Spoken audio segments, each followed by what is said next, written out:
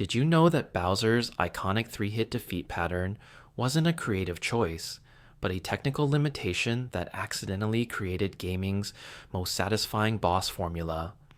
But here's what keeps me up at night. What if the very constraints that shaped our most beloved boss battles are the same reasons modern gaming can never quite recapture that magic? Hello, friends, and welcome back to another cozy journey through the Mushroom Kingdom. Before we drift off together tonight, I'd love to know where you're watching from. Are you tucked into bed in Tokyo, curled up on a couch in California, or maybe wrapped in blankets somewhere in between? Drop a comment and let me know. There's something special about knowing we're all sharing this peaceful moment together, no matter where we are in the world. Let's go back to where it all began. Close your eyes for a moment and imagine it's 1981. Arcade machines glow in dimly lit rooms. The sound of coins dropping into slots fills the air.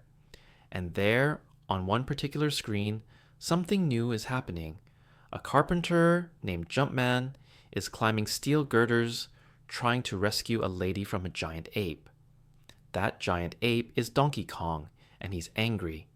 He's throwing barrels down at our hero, one after another, creating the very first boss battle that would eventually become part of the Super Mario legacy. This wasn't called a boss battle back then. Nobody used those words yet.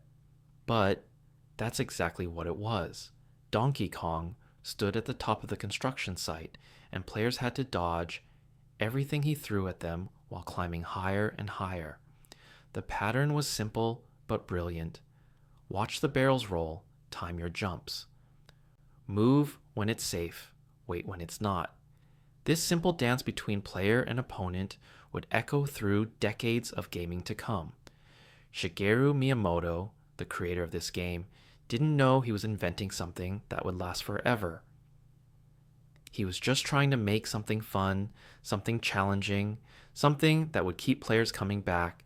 He wanted that final confrontation to feel earned. You had to work your way up through multiple levels, learning the patterns, getting better with each attempt. And when you finally reached Donkey Kong at the top, when you finally won, it felt like a real achievement. Think about how that must have felt to players discovering it for the first time. Video games were still so new. Most games just got faster and harder until you lost. But this was different. This had a goal. This had an ending. This had a villain you could actually defeat. The satisfaction of watching Donkey Kong fall after you removed the rivets from his platform was unlike anything players had experienced before. That carpenter would soon become a plumber. That plumber would soon be named Mario. And that simple idea of facing off against a powerful opponent at the end of a challenge would grow into something nobody could have predicted. From that arcade cabinet in 1981, a legacy was born. A legacy of castles and fortresses. A legacy of fire-breathing turtles and flying airships. A legacy of battles that tested our skills while filling us with joy. The magic of those early boss encounters was in their simplicity. You didn't need complex tutorials or detailed instructions. You could see what you needed to do. The challenge was in the doing, not in understanding. This philosophy would carry forward into every Mario game that followed. When you faced Bowser for the first time in Super Mario Bros. In 1985, you knew what to do. Get past him. Find a way to win. The game trusted you to figure it out. And that trust, that respect for the player, made these moments special. These weren't just obstacles. They were tests. They were puzzles. They were dances where you learned your partner's steps and responded with your own. Even now, decades later, we remember our first victories. We remember the feeling of relief and triumph. We remember sharing strategies with friends on playgrounds and in lunchrooms. As we begin our gentle journey through 160 facts about these battles tonight, let yourself relax. Let the memories wash over you like a warm wave. We're going to explore every corner of this wonderful tradition, from the technical tricks that made them possible to the hidden secrets that still surprise us today. So settle in, get comfortable, and let's walk together through the peaceful history of Super Mario's greatest confrontations. The Nintendo Entertainment System was not a powerful machine. It had only 2 kilobytes of RAM. To put that in perspective, a single photo on your phone today uses thousands of times more memory than the entire NES had to work with. The console could only show 54 colors at once from a palette of just over 50 different shades. It could display a maximum of 64 sprites on screen, and only 8 of those could appear on the same horizontal line without flickering. These weren't just small limitations. They were walls that the developers had to work around every single day. When Shigeru Miyamoto and his team sat down to create boss battles for Super Mario Bros., they had to be clever. Very clever. They couldn't make Bowser too big, or he would eat up too many sprites.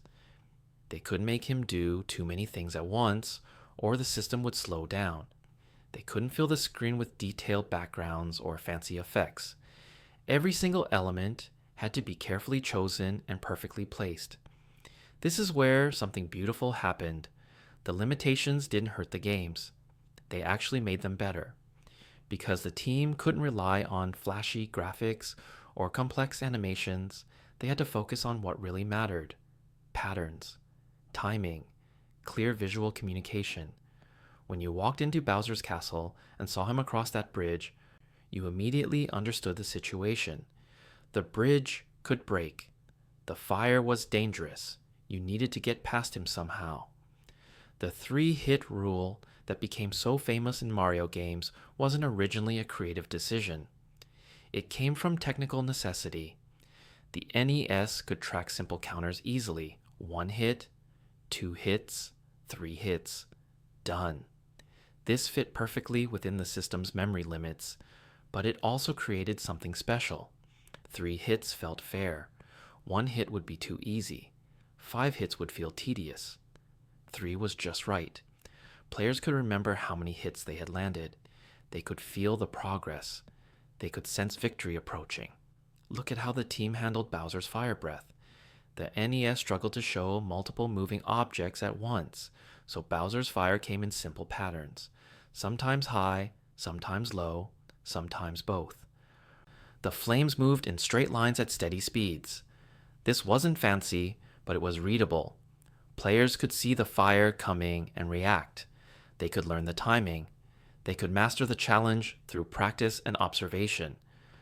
The bridge mechanic in the original Super Mario Bros. Showed pure genius, working within limits. The team couldn't create a complex defeat animation for Bowser. They couldn't show him transforming or exploding in elaborate ways. So instead, they made the floor drop out from under him. The axe at the end of the bridge wasn't just a story element, it was a technical solution. 1 simple collision check, 1 sprite removed, 1 sound effect. The bridge falls. Bowser falls. Victory achieved. Sprite flickering became part of the charm rather than a problem. When too many sprites appeared on screen at once, some would flicker in and out of visibility. The developers couldn't eliminate this completely, so they learned to work with it. During intense moments in boss battles, when Bowser threw hammers, or when multiple enemies appeared, that flickering actually added to the chaos and excitement. It made the battles feel more dangerous and overwhelming without actually being unfair. The castle corridors before boss battles used repeating tiles to save memory. The same brick pattern appeared over and over.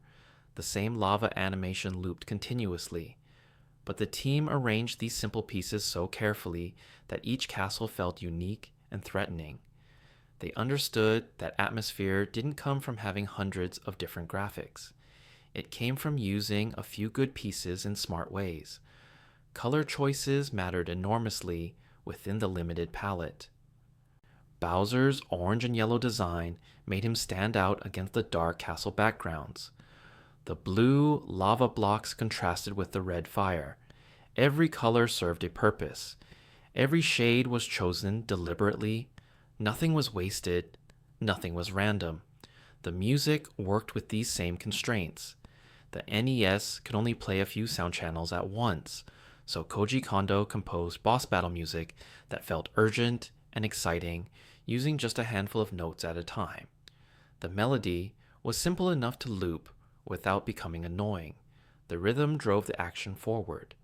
The composition told you this was serious and important without using a single word.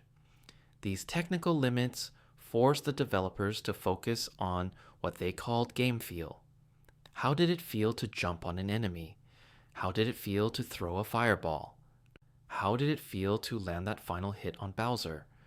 They couldn't hide behind fancy graphics, so every action had to feel exactly right. The satisfaction had to come from the gameplay itself, and that's the secret that made these early boss battles so memorable. They were pure, they were focused, they were designed around clear rules and fair challenges. The limitations of the hardware accidentally created a formula that felt perfect, and that formula would influence game design for generations to come. When players first booted up Super Mario Bros. In 1985, they had no idea what waited for them at the end of World 1-4. They had jumped on Goombas and stomped Koopa Troopas. They had collected coins and grabbed mushrooms, but nothing had prepared them for what stood waiting across that stone bridge. A creature much larger than Mario himself, spikes running down his back, fire shooting from his mouth.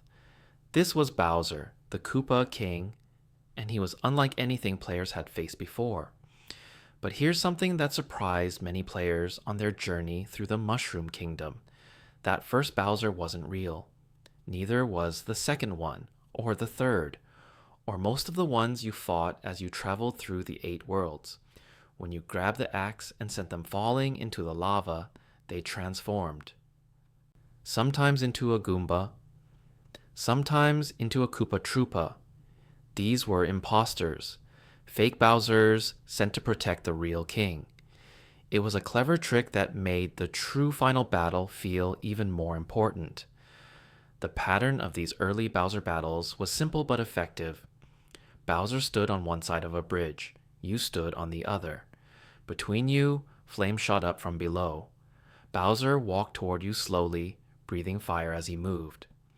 You had 3 choices. You could jump over him if you were brave and skilled. You could shoot fireballs at him if you had a fire flower.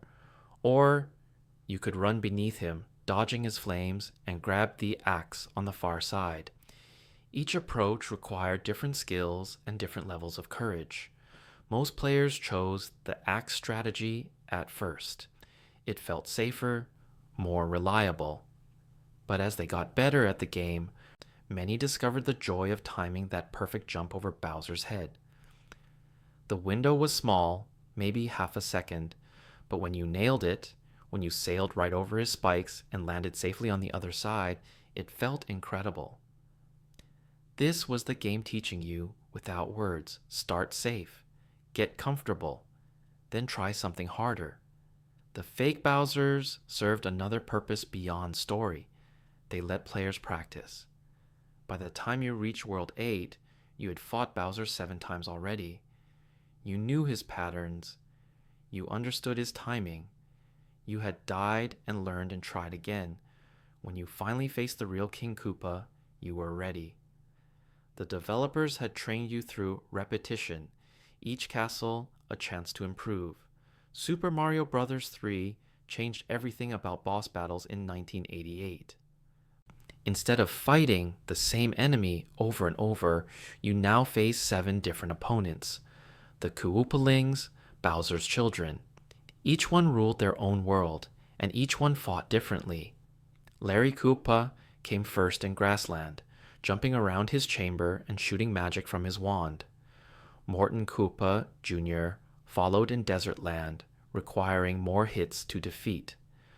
Wendy O. Koopa in Waterland shot rings that bounced around the room. Every battle introduced something new. These bosses appeared at the end of fortresses and airships, not just castles. The airship battles were especially exciting because you fought while the ship moved through the sky. Clouds drifted past in the background. The music played a triumphant military march, and at the end waited a Koopaling in their personal cabin, ready to defend their flying fortress. When you defeated them, the airship would fall from the sky and crash on the world map. You could see your progress. You could see the enemy forces shrinking. The magic wands the Koopaling carried became an important part of Mario lore. When you defeated each one, they dropped their wand. Mario would return it to the king of that world, who had been transformed into an animal by the Koopaling's magic. The king would change back to his true form and thank you. This simple story element made each victory feel meaningful beyond just beating a boss. You were saving kingdoms. You were restoring order. Players responded to these new battles with excitement and curiosity. Each world brought a new challenge. Each Koopaling had a distinct personality shown through their fighting style. Some jumped constantly. Others stood still and shot rapid-fire magic. Some moved in patterns. Others seemed more random. The variety kept players engaged through all 7 worlds, building up to the final confrontation with Bowser himself in Darkland. The real Bowser battle in Super Mario Bros. 3 took everything players had learned and tested it all at once. Bowser didn't just walk and breathe fire. He jumped. He ground-pounded, making the floor shake. He shot flames in arcing patterns that covered more of the screen. The room was smaller than the bridge battles of the first game, giving you less space to dodge. And if you fell through the floor, you found yourself in a basement with rising lava and one small platform. This wasn't just harder. It was designed to push skilled players to their limits. Super Mario World in 1991 brought back the Koopalings but changed how you fought them. Now each battle happened in a unique arena that reflected their castle's theme. The castles themselves had puzzles and obstacles that prepared you for the boss fight. Some castles featured rising and falling water. Others had moving floors or spinning platforms. By the time you reached the Koopaling at the end, you had already learned the mechanics you needed to win. The evolution from simple bridge battles to complex arena fights happened gradually over just a few years. Each game built on what came before. Each game added new ideas while keeping the core concepts that worked. The 3-hit philosophy remained. The pattern-based attacks remained. The fair but challenging difficulty remained. But the presentation grew richer. The variety increased. The creativity expanded. What made these early boss battles special was how they respected the player. They weren't cheap or unfair. They didn't rely on random luck or memorizing long sequences. You could learn them. You could master them. And when you won, you knew you had earned it through skill and practice. This foundation of fair challenge and meaningful victory would carry forward through every Mario game that followed, creating a legacy of boss battles that players still remember fondly decades later. The first time you entered a castle in Super Mario Bros., you knew something had changed. The bright blue sky disappeared. The cheerful overworld music stopped.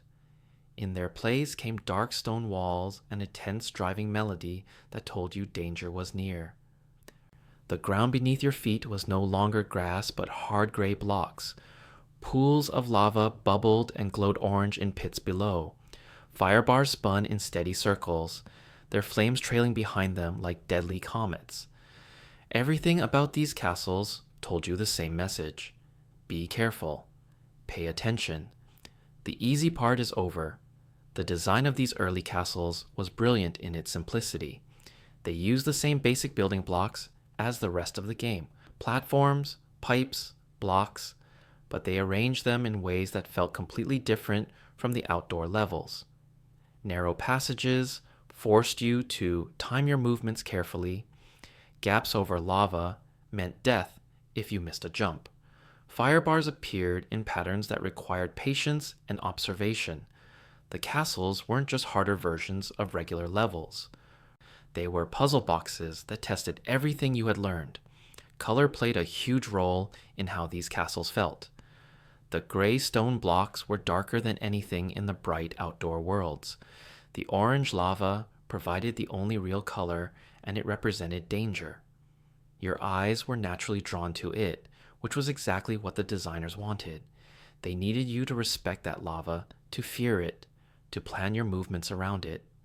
The limited color palette of the NES actually helped create this focus. There were no distractions, just gray stone, orange lava, and the colorful sprites of enemies and obstacles.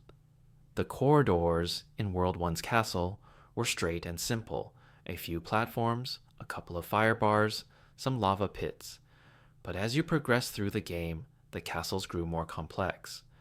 World 4's castle introduced moving platforms over lava. World 6 featured narrow bridges with potoboos, those jumping lava bubbles that shot up without warning. World 8, the final castle, combined everything. Long stretches over lava, multiple fire bars spinning in sync, narrow passages filled with enemies. Each world's castle built on the lessons of the previous ones. The developers understood something important about player psychology. Before you could face a boss, you needed to feel like you had earned the right to be there. The castle levels served this purpose perfectly. They were hard enough to feel like real challenges, but fair enough that skilled players could master them. By the time you reached Bowser's Bridge, you were focused. Your hands were steady on the controller, your mind was sharp, the castle had prepared you. The checkpoint system in these castles was carefully thought out. There were no checkpoints. If you died anywhere in the castle, you started over from the beginning. This sounds harsh, and it was, but it served a purpose. It made every room matter. Every jump was important. Every decision had weight. You couldn't just rush through carelessly, knowing you could restart from the middle. You had to treat the entire castle as one continuous challenge. Sound design added to the atmosphere in ways that were easy to overlook, but impossible to ignore. The castle music was faster than the overworld theme, creating urgency. The sound of fire bars whooshing as they spun, the splash of lava when you fell, the rumble of the floor when potoboos jumped. Even the echo of your own jump seemed different in these stone halls. Every sound reminded you where you were and what was at stake. The architecture told a story without using any words. These were fortresses built to keep intruders out. The layout wasn't designed for comfort or convenience. It was designed for defense. Dead ends forced you to backtrack. False paths led to danger. The true route required careful observation and sometimes a leap of faith. The castles felt like real places with real purposes, not just collections of random obstacles. Super Mario Bros. 3 expanded the castle concept in fascinating ways. Now castles had multiple rooms, connected by doors. You could see the castle layout on a map before entering, which added a layer of strategy. Some rooms were dark, lit only by the glow of lava or the flash of lightning through windows. Some rooms featured moving walls that crushed you if you didn't keep moving. Others had floors that collapsed beneath your feet, forcing split-second decisions about where to jump next. The fortress levels in Super Mario 3 introduced a new kind of dread. These were smaller than full castles, but no less dangerous. They appeared in the middle of worlds, not just at the end. This meant you couldn't relax even when exploring what seemed like safe territory. A fortress could appear after a few easy levels, catching unprepared players off guard. They featured many of the same hazards as castles: lava, fire, spinning blades, but in more compact, intense doses. The castles in Super Mario World took the concept even further. Each one had a unique theme and gimmick. One castle was filled with rotating rooms that changed gravity's direction. Another featured rising and falling platforms over bottomless pits. A third had seesaws that tilted as you walked across them. These weren't just harder versions of the same idea. They were individual puzzles that required different skills and strategies. The aesthetic choices in these world designs always connected to gameplay. If a castle was themed around water, you would find mechanics involving swimming and currents. If a castle focused on fire, the lava would be more prominent and the heat more oppressive. The visuals weren't just decoration, they were communication. They told you what challenges to expect and how to prepare mentally for what lay ahead. The philosophy behind these early world designs was clear. Every element served a purpose. Nothing was random. Nothing was wasted. The path from the entrance of a castle to the boss door was carefully crafted to build tension, test skills, and create a sense of progression. You didn't just teleport to the boss fight. You earned your way there, step by careful step, through corridors designed to push you to your limits while still feeling fair and conquerable. The simple stone bridges of the first Super Mario Bros. Were just the beginning of something much larger.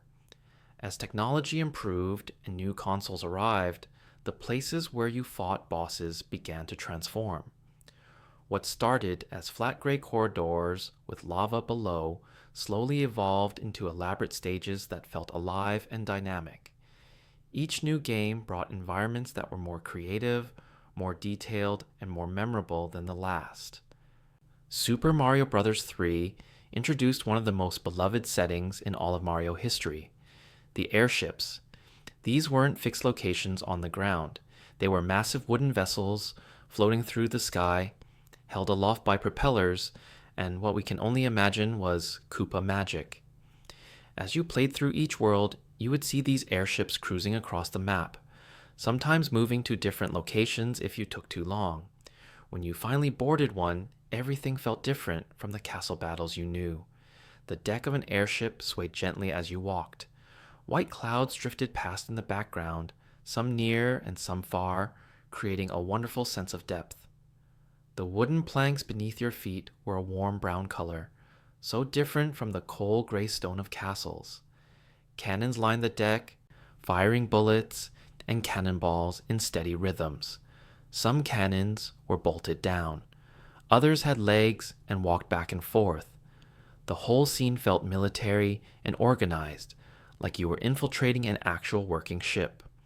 Each Koopaling had their own airship with a personal cabin at the end. The journey to that cabin tested your platforming skills in new ways. You had to jump between moving platforms while dodging cannon fire. You had to time your movements around wrenches thrown by rocky wrenches, turtle enemies that popped up from hatches in the deck. The wind seemed to blow stronger up here in the sky, making your jumps feel just slightly different than on solid ground. Everything about these airship levels created a unique atmosphere that made boss battles feel special and earned. The technological leap to the Super Nintendo brought even more possibilities. Super Mario World's castles feature details that the NES could never have shown. Chains hung from ceilings, swaying back and forth. Wooden doors had visible grain in the texture. Lava bubbled with multiple shades of orange and red, looking hotter and more dangerous than ever before. The background layers scrolled at different speeds, making the environments feel deeper and more three-dimensional. One particularly memorable castle in Super Mario World featured a room that filled slowly with water. You started at the bottom, and as you climbed upward through the level, the water rose behind you. The music changed slightly when you were underwater, becoming more muffled and dreamlike. You could see the water's surface above you, light dancing on it in gentle waves. This wasn't just a visual effect. It changed how you played, forcing you to move quickly before the water caught up and change your jump physics. Another castle rotated its rooms like a carousel. When you entered a pipe, the entire screen would spin, and you would emerge in a different orientation. What was a floor became a wall. What was a ceiling became a floor. Your brain had to adjust quickly to these shifts, relearning the room's layout with each rotation. The gentle turning motion of the transition almost felt relaxing, even though the challenge itself was quite difficult. Then came the leap to 3 dimensions with Super Mario 64 in 1996. Suddenly, boss battles weren't confined to flat plains. The first time you faced Bowser in this game, you stood on a circular platform floating in empty space. Stars twinkled in the darkness all around. The platform was small enough that you could run around its entire edge in seconds. Bowser stood at the center, so much larger than Mario that he seemed to fill half the arena. The 3 dimensional space changed everything about how these battles felt. You could run in full circles around Bowser. You could approach from any angle. When you grabbed his tail and started spinning, you could see the entire arena rotating around you. The camera followed the action, sometimes pulling back to show the whole scene, sometimes moving in close to emphasize the drama. Throwing Bowser into the spiked bombs at the edge of the platform felt satisfying in a completely new way. The second Bowser battle in Super Mario 64 took place on a tall platform in the middle of a lake of lava. You could see the lava stretching out in all directions, bubbling and glowing far below. The platform itself had holes that dropped into darkness. The scale felt enormous compared to the tight corridors of older games. The third and final battle happened high above a stage shaped like a star, with the camera positioned to show just how high up you were fighting. Super Mario Galaxy, years later, would take environmental creativity even further. Boss battles happened on small planets where gravity pulled in strange directions. You could run upside down on the bottom of a sphere while Bowser walked right side up on top. Meteors fell from space around you. The ground beneath your feet was sometimes made of glass, letting you see stars and galaxies below. These cosmic arenas felt grand and epic, yet somehow still maintained that playful Mario charm. Each evolution in environment design brought new possibilities, but never forgot the lessons of those early bridges and castles. The arenas still needed to be readable. You still needed to understand the space quickly. The hazards still needed to communicate clearly through visual design. Whether you were fighting on a simple stone bridge or a planet floating in space, the core principles remain the same. Create a space that feels special. Make the environment part of the challenge. Let the setting tell a story about where you are and why this battle matters. These changing environments showed how much care went into every aspect of Mario's boss battles. And as we continue our gentle journey through these facts, let yourself appreciate how each setting was crafted with love and attention to help create those perfect moments of challenge and triumph. In the beginning, Bowser was simply a villain. He had no voice, no personality beyond being the bad guy who kidnapped Princess Peach. He stood on his bridge, breathed fire, and waited for Mario to arrive. His motivations were a mystery. His thoughts were unknown. He was a force to overcome, nothing more. But as the years passed and technology advanced, something wonderful happened. Bowser began to grow into a character with depth, humor, and even moments of unexpected charm. The first hints of personality came through his design changes. In the early pixel art of the original Super Mario Bros., Bowser looked fierce and angular. His spikes were sharp, his expression was angry. He was meant to intimidate, but as the graphics improved, artists began adding small touches that made him more expressive. His eyes showed emotion, his posture suggested confidence, even his shell became more detailed, with each spike carefully placed to show this was a king, not just a monster. Super Mario Bros. 3 gave us the first real glimpse into Bowser's world beyond just being a boss to fight. He had children, 7 of them. The Koopalings ruled different lands under his command, each with their own personality and fighting style. This revealed something important about Bowser. He was a father. He had built an empire. He had followers who were loyal to him. Suddenly, he wasn't just a villain in a castle. He was the leader of an entire kingdom. that mirrored the Mushroom Kingdom itself. The manual for Super Mario Bros. 3 told us that Bowser had used his magic to transform the kings of each land into animals. This showed he had power beyond just physical strength. He could cast spells, he could corrupt entire kingdoms. But it also raised questions. Why did he want these lands? What was his goal beyond just causing trouble? The game didn't answer these questions directly, but it made players think about Bowser as more than a simple obstacle. As games added more story elements, Bowser's relationship with Princess Peach became more complex and interesting. It wasn't just kidnapping anymore. Games began suggesting that Bowser had feelings for Peach, however misguided they might be. In Super Mario RPG, we saw moments where Bowser seemed almost sympathetic. He was defeated and homeless at one point, his castle taken over by a new villain. For the first time, players could see Bowser as something other than the main threat. Paper Mario and its sequels explored Bowser's character even further. He had dialogue now, full conversations. He could be funny, boastful, angry, and even occasionally confused. The paper art style made him less intimidating visually, which allowed the writers to play with his personality in new ways. He threw tantrums when things didn't go his way. He refused to believe Mario could actually defeat him. He had pride and ego that made him feel more real. The Mario and Luigi RPG series gave Bowser some of his most memorable character moments. In Bowser's Inside Story, players could actually control Bowser for large portions of the game. You could hear his thoughts.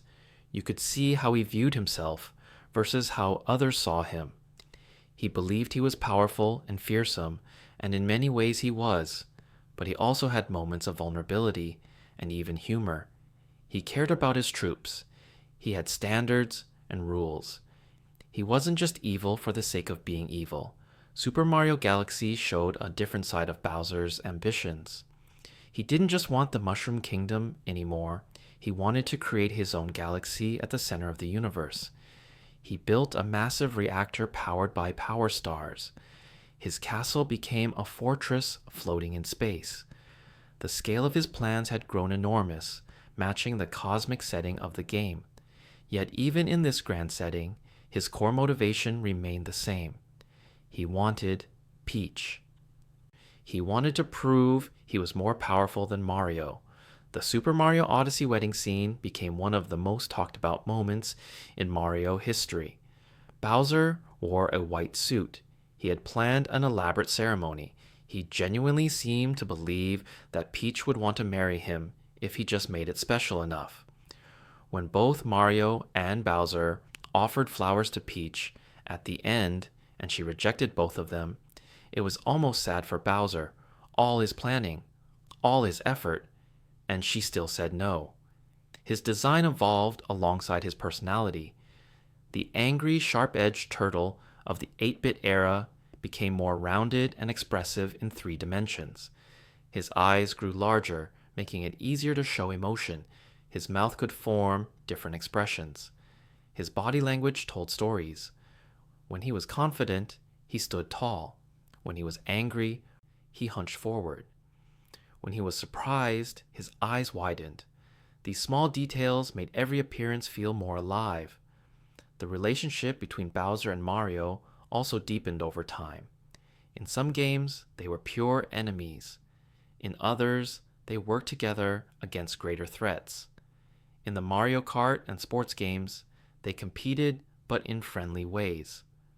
This showed that their rivalry wasn't pure hatred. It was something more complicated. Bowser respected Mario as an opponent, even if he would never admit it. And Mario seemed to understand that Bowser, for all his villainy, operated by certain rules and codes. Bowser Jr.'s introduction added another layer to Bowser's character. He was a father who clearly loved his son. He taught Jr. to follow in his footsteps. He built vehicles and machines for Jr. to use. When Jr. failed, Bowser didn't punish him harshly, he encouraged him to try again.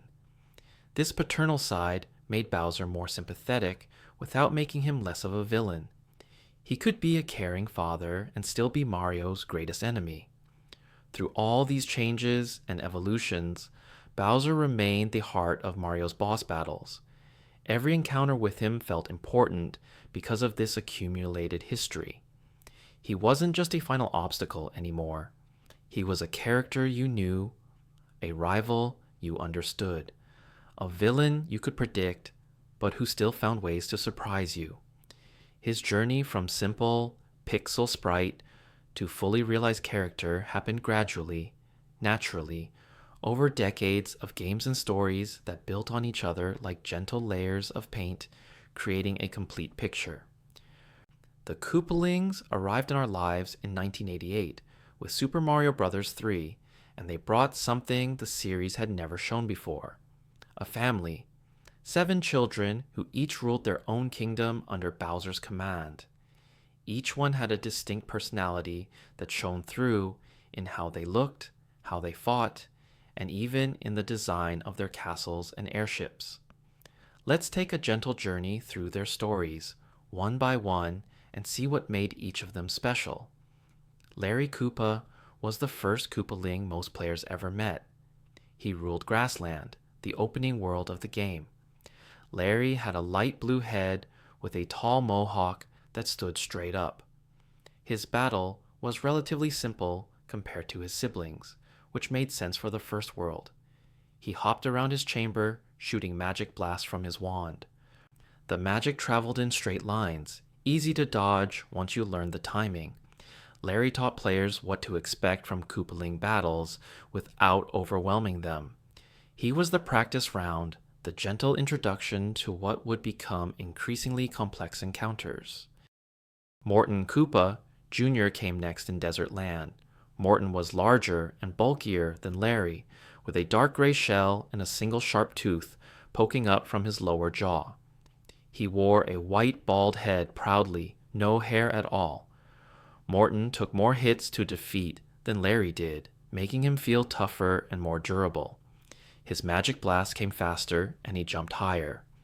The desert theme of his world carried into his fortress, with brown and tan blocks creating a sun-baked atmosphere. Morton showed players that each Koopaling would be a bit harder than the last. Wendy O. Koopa ruled Waterland, and she was the first and only female among the 7 siblings. She wore a pink bow and had a pink shell, standing out visually from her brothers. Large rings adorned her arms like bracelets. Her battle gimmick was unique and memorable. Instead of just shooting straight magic blasts, Wendy created rings that bounced around the room. These rings didn't disappear after one bounce. They kept going, ricocheting off walls and floors, filling the arena with multiple hazards at once. You had to track several moving objects while also watching Wendy herself.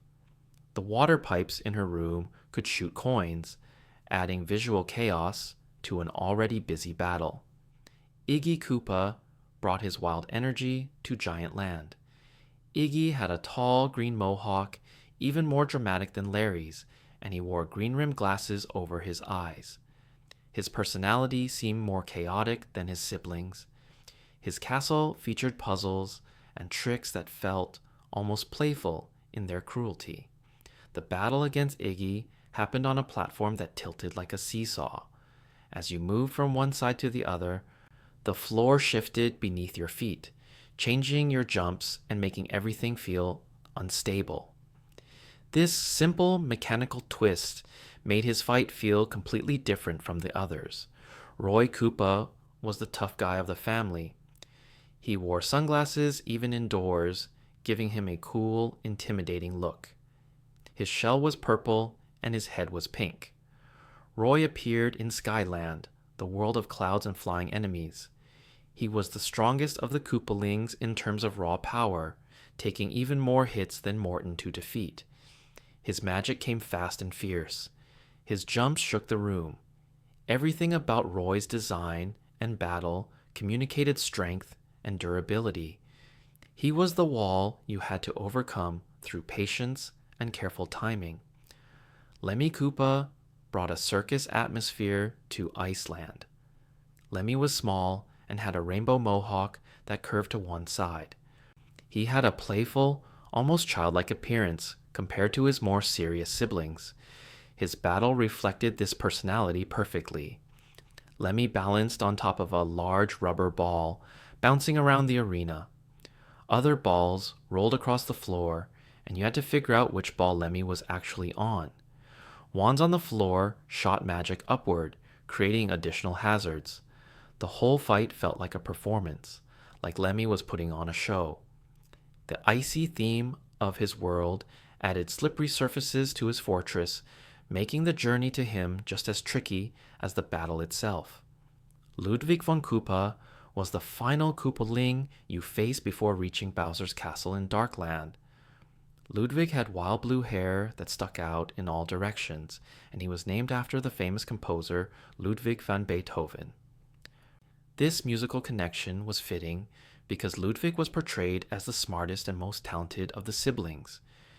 His battle combined several tricks from his brothers and sisters. He shot multiple magic blasts at once. He jumped high and often. Some players found him harder than his siblings, a proper challenge before the final confrontation with their father. What made the Koopalings so memorable wasn't just their individual designs and battles. It was how they worked together as a set. 7 bosses meant 7 chances to learn and improve. 7 different personalities meant 7 different experiences. You got to know each of them as you progressed through the game.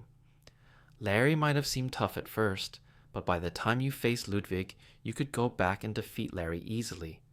The progression felt natural and rewarding. The Koopalings would return in later games, each time bringing their distinct personalities with them. Super Mario World featured all 7 again, each with updated sprites and new battle arenas.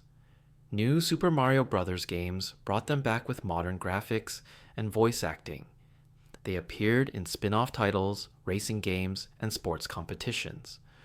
Through all these appearances, their core designs remained recognizable. That mohawk always meant Larry. Those sunglasses always meant Roy. That bow always meant Wendy. These 7 characters added depth to Bowser's world. They showed that the Koopa Kingdom had structure and organization. They gave players multiple goals to work toward across each game. And they created memorable moments that players still discuss and remember fondly decades later. 7 siblings, 7 worlds, 7 battles, each one a gentle step on the journey toward the final showdown with the Koopa King himself.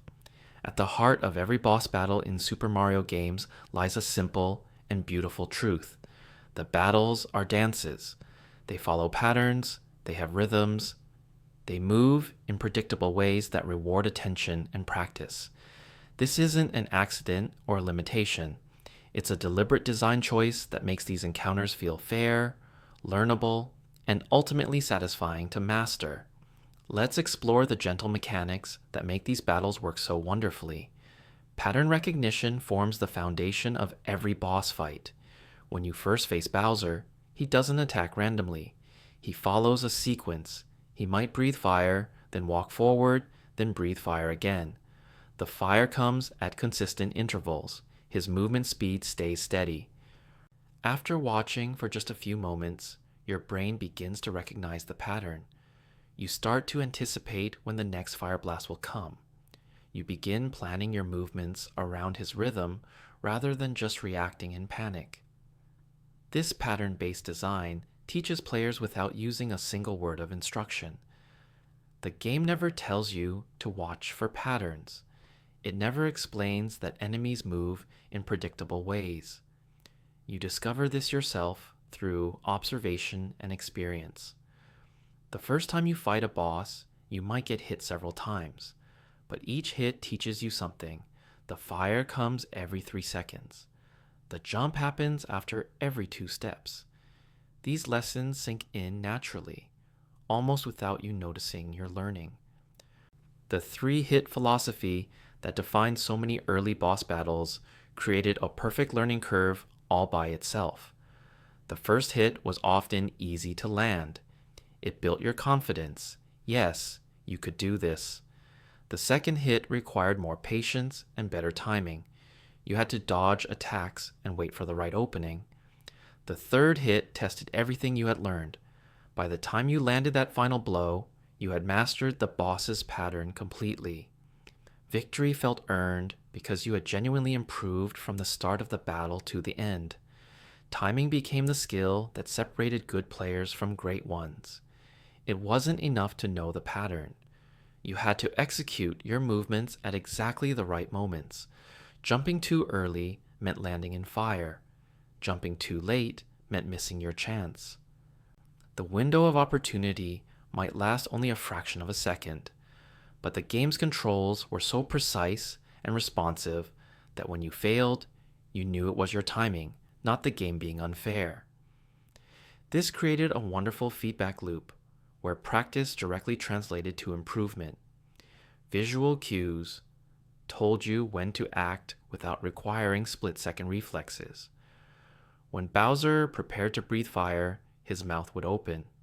When a Koopaling was about to shoot magic, their wand would glow. These telegraphed attacks gave you time to read the situation and respond appropriately. The designers understood that reaction speed wasn't the challenge they wanted to emphasize. Observation and decision-making mattered more. Even players with slower reflexes could succeed by learning to read these visual signals. The arena design always played into the battle mechanics.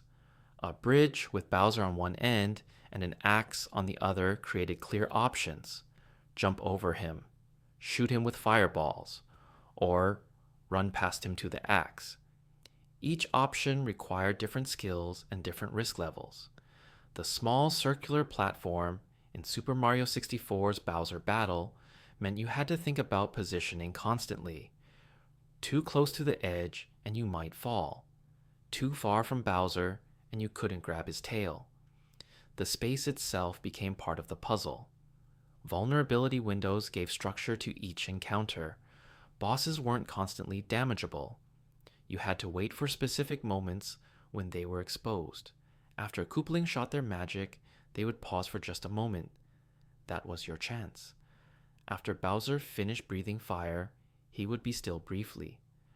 That was when you could jump on his head or throw a fireball. These windows created natural rhythms to battles.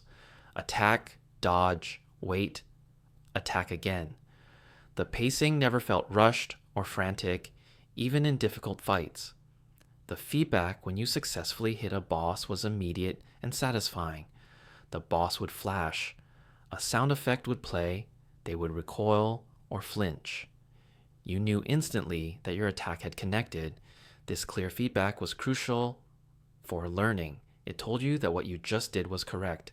Do that again 2 more times and you win. The game communicated success through multiple channels at once: visual, audio.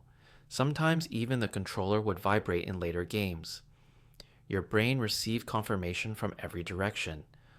Multiple solution paths meant different players could approach battles in different ways.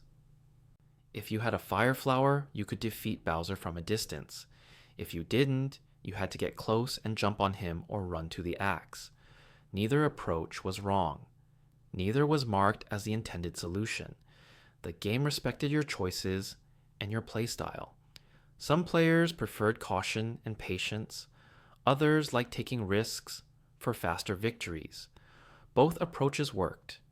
The difficulty curve across multiple boss battles in a single game showed masterful design.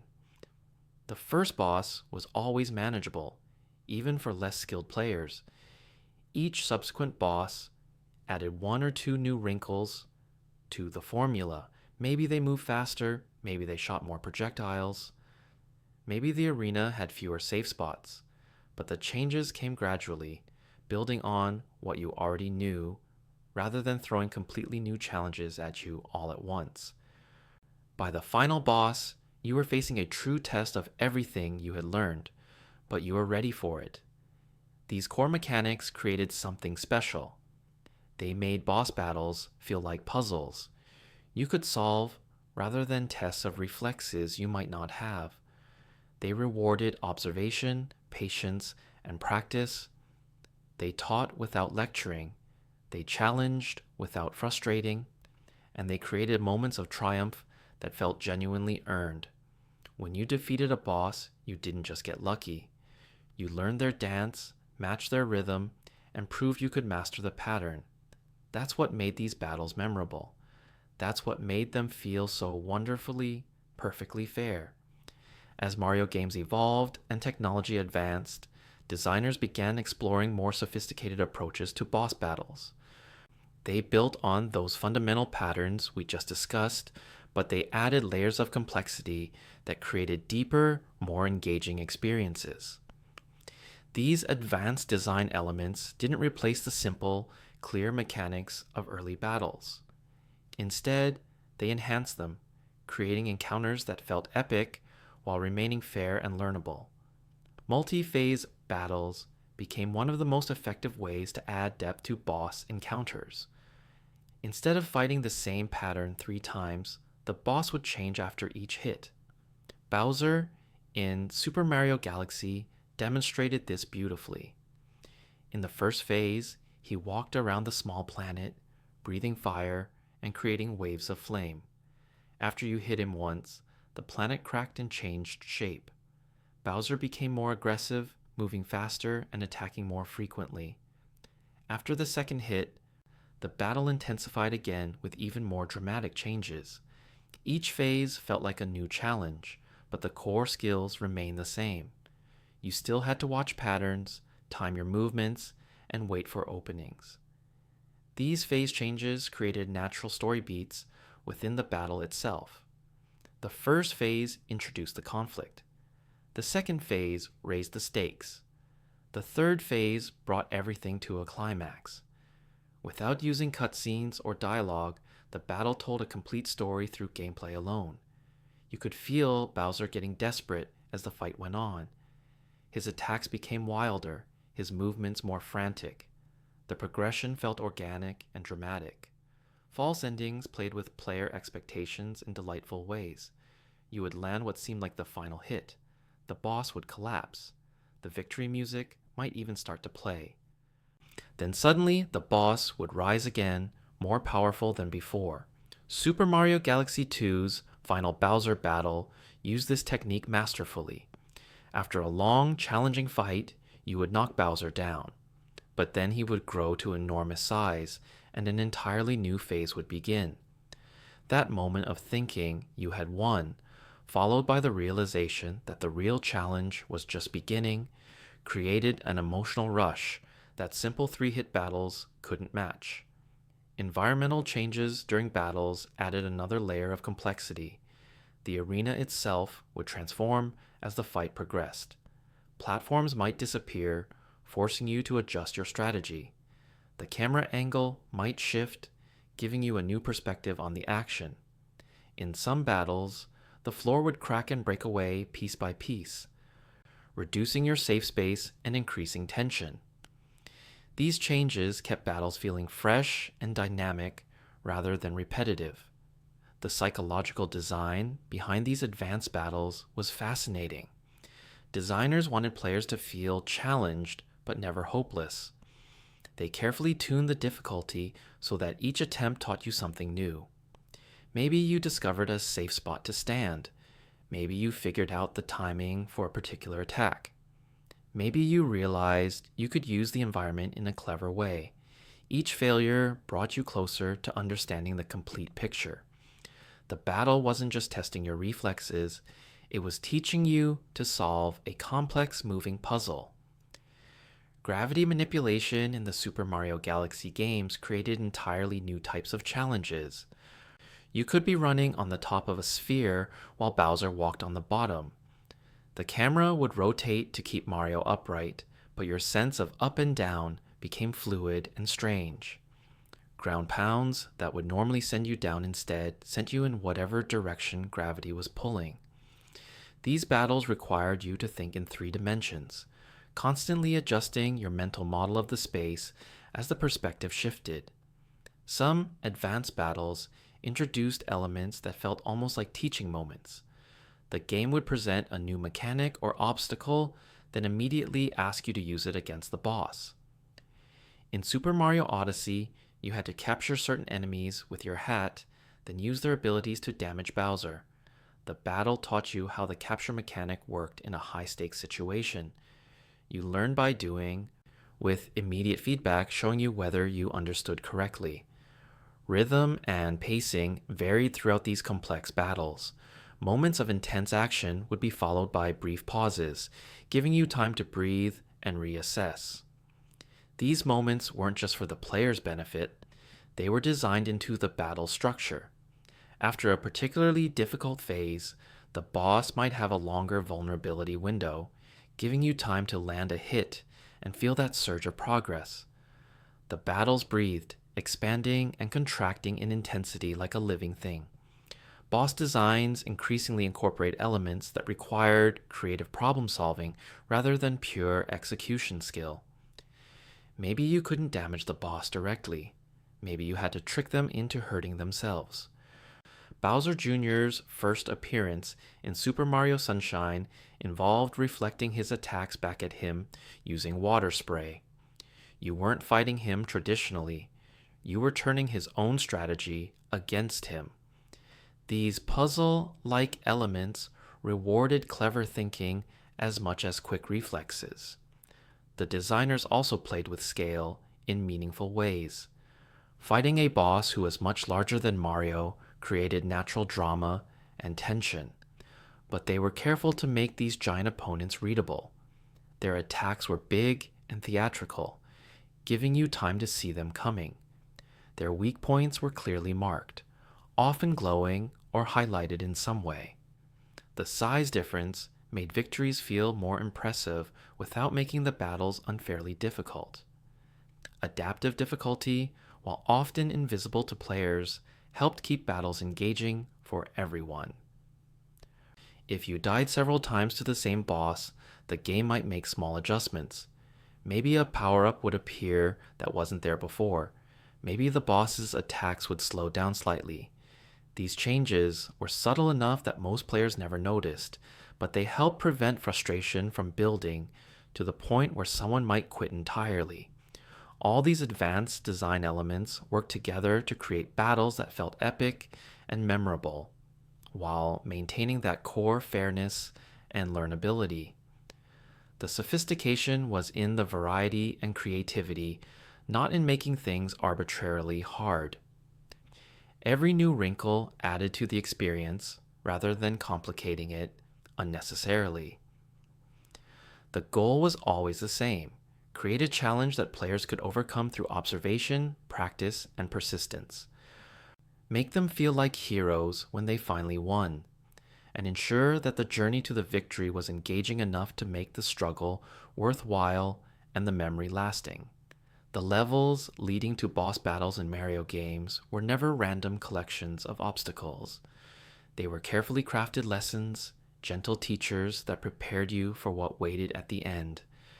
Every platform placement, every enemy position, every gap and hazard served a purpose in this quiet education.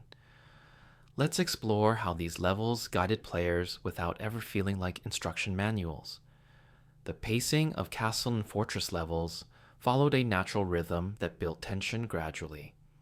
The first room or section would be relatively calm, giving you time to adjust to the castle's atmosphere. Maybe there would be a fire bar or two, but with plenty of space to observe and plan your approach. This opening served as a warm-up, reminding your hands and mind of the skills you would need.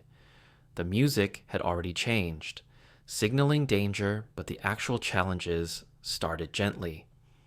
As you moved deeper into the level, the obstacles would increase in complexity one element at a time. The second section might add moving platforms over the lava you had safely jumped across before. The third section might combine fire bars with those moving platforms, each new room built on the previous one, adding complications without overwhelming you. This gradual escalation felt natural, almost invisible. You didn't notice you were being taught. You just felt yourself rising to meet each new challenge. The difficulty curve within a single level created a beautiful arc. The middle sections were often the hardest, requiring the most precision and patience. But then, just before the boss door, many levels would ease up slightly. They would give you a moment to breathe, to collect yourself. Sometimes a power-up would appear right before the boss room, a small gift to help you in the coming battle. This wasn't just kindness, it was smart design. Players who reached the boss frustrated and tired were more likely to make mistakes. A brief respite let them approach the boss fight with fresh focus. The placement of obstacles taught specific skills without explicit tutorials. If a castle level featured many fire bars, you knew timing would be important in the boss battle. If the level required careful jumping across small platforms, the boss arena would likely test your platforming precision. The level was a practice session for the final exam. Players who paid attention and learned from the journey would find themselves naturally prepared for what waited at the end. Secrets and hidden paths in these levels serve multiple purposes. Finding a hidden block with a power-up felt rewarding and gave you an advantage. But more importantly, it taught you to be observant and curious. These same skills would help you notice patterns in boss battles. Players who explored thoroughly were already thinking like problem solvers before they ever faced the boss. The emotional journey through a castle level was just as important as the mechanical one. The atmosphere grew heavier as you progressed. The music might grow more intense, the visual elements might become darker or more threatening. By the time you reached the boss door, you felt like you had truly traveled deep into enemy territory. You had earned the right to face the boss through persistence and skill. Checkpoints, or the lack of them, played a crucial role in how levels taught players. In early Mario games, there were no checkpoints in castles. If you died, you started over from the beginning. This sounds harsh, but it created powerful learning opportunities. Each room became familiar through repetition. You learned the safest paths. You discovered which enemies to fight and which to avoid. By the time you reached the boss again, the level itself had become easy. All your mental energy could focus on learning the boss's patterns. The placement of enemies in these levels was never random. Each enemy appeared in a context that taught you how to deal with them. A dry bones that reassembled after you jumped on it taught patience. You couldn't just rush through. You had to wait for the right moment or find another path. This lesson about patience would apply directly to boss battles, where waiting for the right opening was often the key to victory. Visual guides help players without explicitly pointing out solutions. Coins might form a path showing a safe route through a dangerous section. The way light fell in a room might draw your eye to an important platform. These subtle cues respected player intelligence. They offered help without demanding you take it. Observant players would spot these guides and benefit from them. Others might miss them, but still succeed through trial and error. The rhythm of action and rest within levels created natural breathing points. A difficult section would be followed by a simpler one. A tight corridor would open into a larger room. This ebb and flow kept players engaged without exhausting them.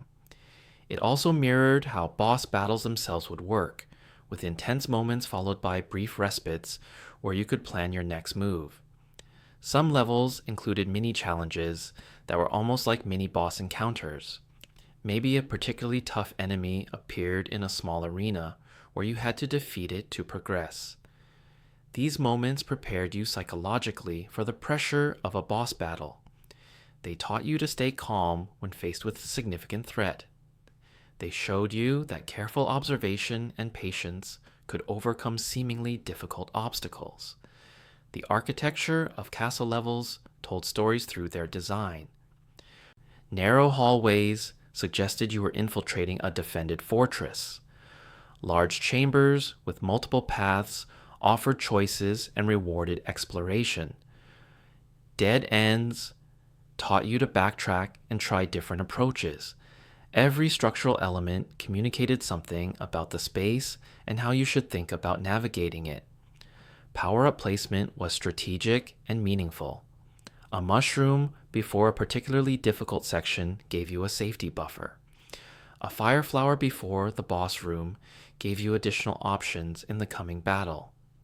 Finding a star and racing through a section invincible taught you the optimal path through that area. Next time, without the star, you would know exactly where to go. The final hallway before a boss door often had a distinctive feel. It might be longer and emptier than other sections, giving you time to prepare mentally. The door itself was usually larger or more ornate than regular doors, signaling its importance. Walking through that door felt significant because the level had built up to that moment through careful pacing and design. You knew something important waited on the other side, and you felt ready to face it because of everything the level had taught you along the way. The feeling of controlling Mario has always been something special. From the very first moment you pressed the jump button and watched him leap into the air, there was a connection between your hands and the character on screen.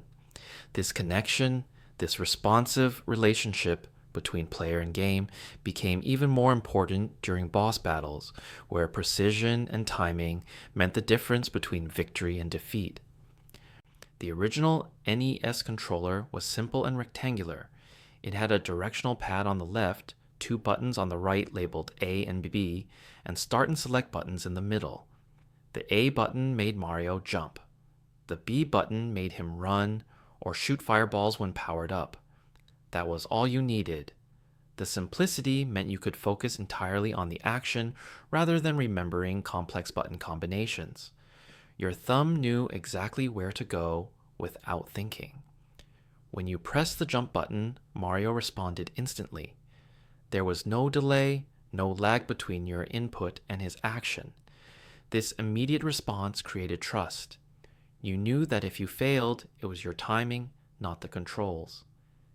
This trust was essential during boss battles. When Bowser breathed fire and you needed to jump at exactly the right moment, you pressed the button and Mario jumped. Every single time. That reliability let you focus on reading patterns and making decisions rather than fighting the controller. The weight of Mario's jumps felt perfect. He didn't float like a feather or drop like a stone. He arced through the air in a way that felt natural and predictable. You could judge distances instinctively after just a few jumps. This consistent physics meant you could plan your movements with confidence. When jumping over Bowser required landing on a specific spot, you knew exactly how much running room you needed and how long to hold the button. Holding the jump button longer made Mario jump higher. Tapping it briefly made him hop. This variable jump height gave you incredible control. During boss battles, you might need a small hop to avoid a low attack or a high jump to clear a big obstacle. The same button did both, depending on how you used it. Your brain learned this language quickly. Soon, you weren't thinking about button presses. You were just thinking about where you wanted Mario to go, and your fingers translated that thought into action automatically. The run button added another layer of expression to your movement. Running made jumps go farther. It made Mario move faster across dangerous ground, but it also required more space to stop and turn. During boss battles, you had to decide constantly whether speed or control was more important in each moment. These decisions happened so quickly, they felt like instinct, but they were the result of hours of practice with these simple, responsive controls. Landing on an enemy's head produced satisfying feedback through multiple senses. Mario would bounce slightly, showing the impact. A distinct sound effect would play, confirming the hit. The enemy would flash or recoil. This multi-layered feedback told you instantly that your jump had connected. During boss battles, this confirmation was crucial. When you landed on a Koopaling's head, you knew immediately that you had scored a hit, even in the chaos of dodging magic blasts and planning your next move. The Super Nintendo controller added more buttons, but kept the core simplicity. X and Y became additional jump and run buttons, giving you options about which fingers to use. The shoulder buttons added new possibilities for future games, but the fundamental feel of controlling Mario remained the same. Jump still felt immediate and precise. Movement still had that perfect weight and momentum. The controls evolved without losing what made them special. Different controllers across various consoles each brought their own feel to Mario's movement. The Nintendo 64 controller introduced the analog stick, allowing 360 degrees of movement instead of just 8 directions. This opened up entirely new possibilities for boss battles in 3 dimensions. You could run in smooth circles around Bowser, adjusting your angle constantly as you searched for the right moment to grab his tail. The stick gave you fine control over speed and direction in ways the digital pad couldn't match. The GameCube controller refined the analog controls further. Its stick had a subtle, octagonal gate around the edge, making it easier to hit precise diagonal angles. The triggers had variable pressure, clicking at different depths. These details enhanced the connection between player and character. When you ground pounded toward a boss's weak point, you could feel the trigger click under your finger, adding tactile confirmation to the visual action on screen. Motion controls in games like Super Mario Galaxy added physical movement to the experience. Shaking the Wii remote made Mario spin. Pointing at the screen let you collect star bits or interact with objects. These controls made you move your whole arm, not just your thumbs. During boss battles, you might shake the controller to spin into Bowser at just the right moment. The physical action of shaking connected to the on-screen action in a direct, almost magical way. Later controllers added rumble features that provided even more feedback. When you landed a hit on a boss, the controller would vibrate in your hands. When Bowser ground-pounded the arena, you would feel the impact. This haptic feedback created another layer of connection. You weren't just watching the battle, you were feeling it through your hands. The vibrations added weight and impact to every action. Touchscreens on handheld devices offered yet another way to interact with boss battles. Tapping the screen might trigger special moves. Sliding your finger might control certain objects. These direct manipulations made you feel like you were reaching into the game world itself, touching and moving things with your own hands rather than through an intermediary controller. Through all these different control methods and devices, one principle remained constant. The controls needed to feel responsive, precise, and fair. Whether you were using a simple 2-button controller or a modern gamepad with a dozen inputs, Mario had to do exactly what you wanted, exactly when you wanted. This responsiveness turned boss battles from tests of luck into tests of skill. You could improve through practice because the controls gave you the tools to express that improvement. Every victory felt earned because you knew your inputs had been translated faithfully into action. The controller became invisible, just an extension of your will, letting you focus entirely on the beautiful dance between player and boss. Power-ups transform boss battles from single strategy challenges into puzzles with multiple solutions. The philosophy behind their design was elegant and generous. The game would place these helpful items in your path, sometimes right before a boss door, offering you new abilities and second chances. Each power-up opened different possibilities, letting you approach battles in ways that matched your playstyle and comfort level. The Super Mushroom was the foundation of this system.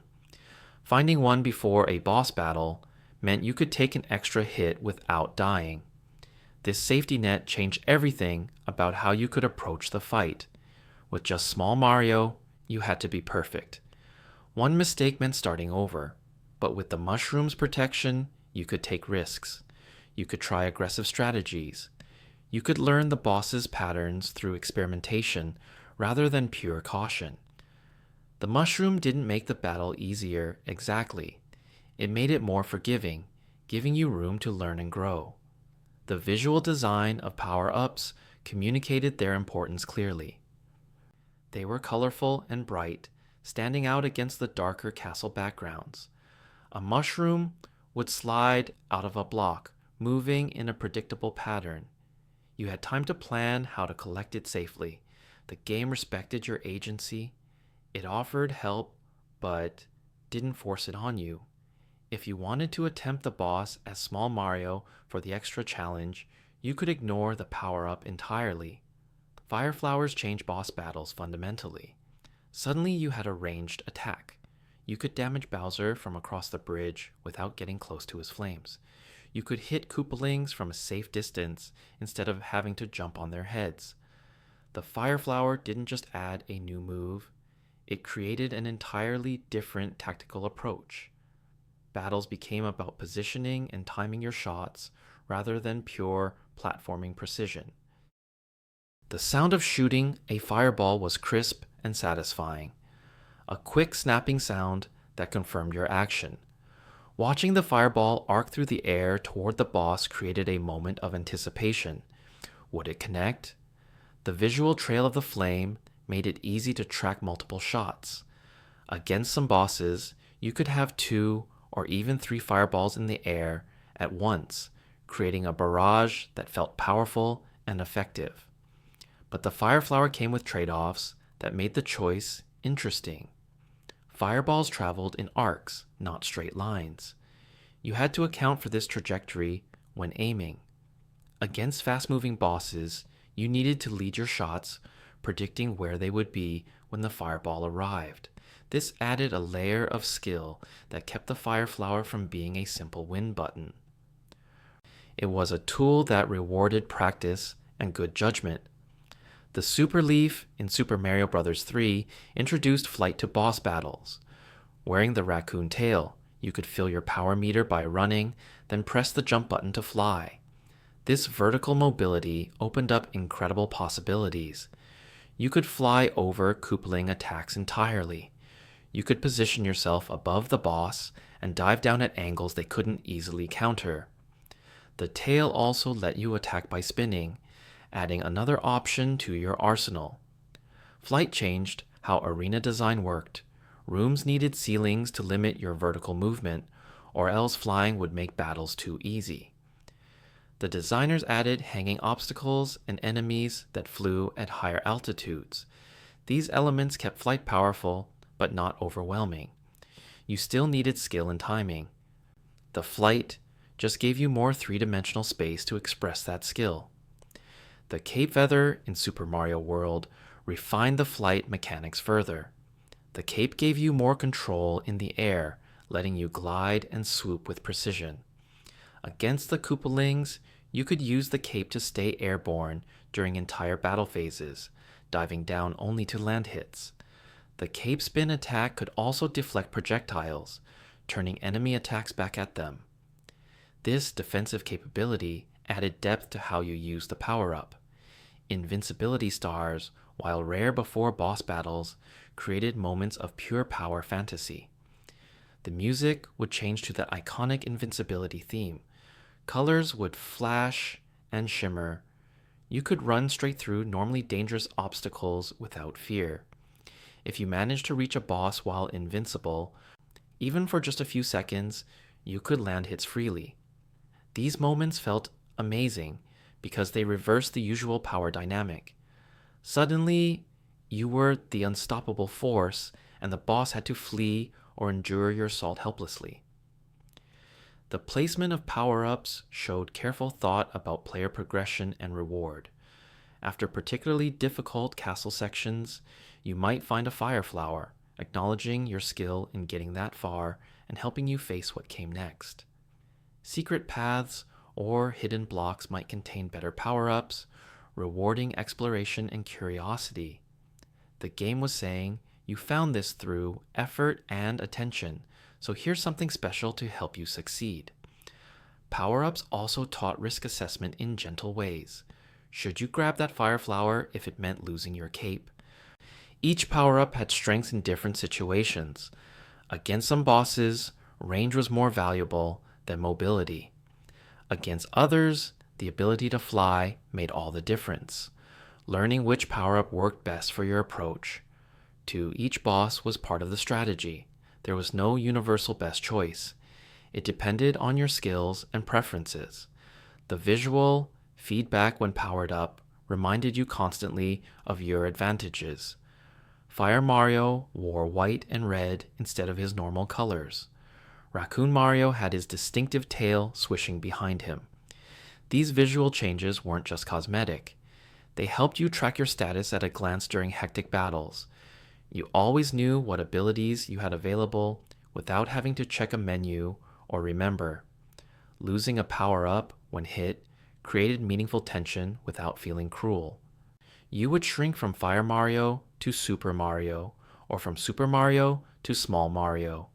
Each hit was a setback, but not necessarily a death sentence. This graduated penalty system made battles feel dynamic. Your situation could change multiple times during a single fight. You might start confident with a Fire Flower, lose it to a careless mistake, but still pull out a victory through skill with just your jumps. Power-ups represented the game's generous spirit. They were gifts offered freely, tools to help you succeed, rewards for exploration and progress. They respected different playstyles and skill levels. They made boss battles feel like conversations with multiple possible dialogues rather than rigid tests with one correct solution. And they created those wonderful moments where everything came together, the right power-up, the right timing, the right execution, and you felt not just capable, but powerful and clever and perfectly in control. Music has always been the invisible hand, guiding your emotions through every Mario boss battle. Before you even see Bowser, before you understand the challenge ahead, the music tells you everything you need to know. Danger is near. The stakes are high, but you can do this. The compositions by Koji Kondo and other talented musicians became as iconic as the battles themselves, weaving into our memories until we can't separate the music from the experience. The original castle theme from Super Mario Bros. Set the template for everything that followed. It begins with a sense of urgency, a driving rhythm that keeps your heart rate just slightly elevated. The melody moves in patterns that feel both tense and somehow comforting. The bass line walks steadily forward, never stopping, never hesitating. This musical forward motion matched the feeling of progressing deeper into enemy territory. Each note seemed to say, keep going, stay focused, you're almost there. What makes this composition so brilliant for a sleep story is how it maintains urgency without becoming stressful. The tempo is quick, yes, but not frantic. The notes are clear and distinct, not cluttered or chaotic. You can follow the melody easily. Your mind can anticipate where it will go next.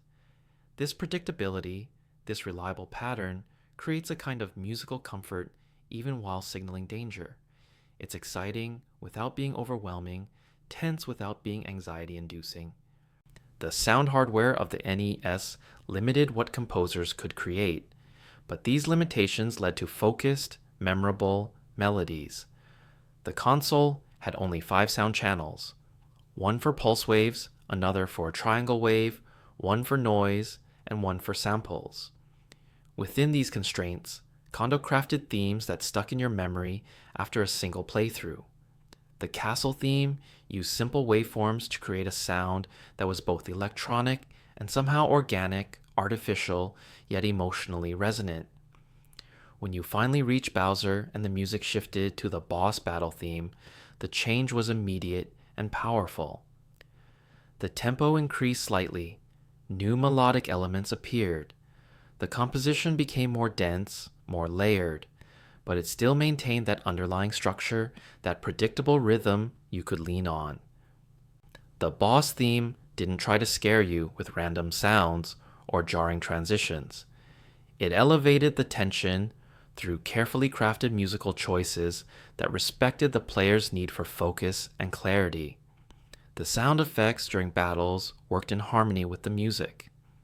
When you jumped, The jump sound was pitched to complement the musical key. When you shot a fireball, the effect fit musically with the background theme. When you landed a hit on Bowser, the impact sound punctuated the music like an exclamation point.